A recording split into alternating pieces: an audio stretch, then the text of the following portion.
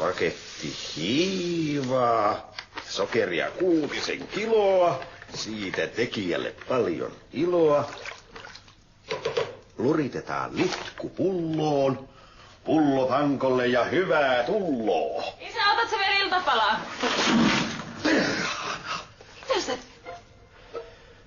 Mikä tää haisee? No voisit sä pitää jotain ääntä, etkä hiippailla tuolla tavalla ihmisiä säikyttelemässä. Sä lupasit heittää noin vehkeet roskiin. Tää on ihan tolkuton määrä. Itekö sä olisit tän kaiken juonut? Mä sanon, että tärkeintä tässä on tää puuhailu, eikä sunkaan se lopputulos. Ihan kauhea hajukin. Siis miten niitä ei mukaan vaarallista? No ei tää haisis yhtä, jos on siinä kaikessa rauhassa saanut kaataa sen tonne astiaan. Että sä olet itsekäs. Paraskin puhumaan. Saanko huomata, että te kaikki asutte täällä minun asunnossani? Kari sentään antaa mulla olla rauhassa, mutta sinä mäkätät ja määräilet ihan kohta yhtä pahasti kuin äitis. No anteeksi, kuinka? Mäkätät, komentelet, määräilet. Ha. Ettes yhtään häpeä. No et itse yhtään häpeätä. Onni joutuu vaaraan oma isoisänsä takia. Saanko huomauttaa, että Onnilla on toinenkin koti, jonka sinä omistat ja jossa Tuomo asuu?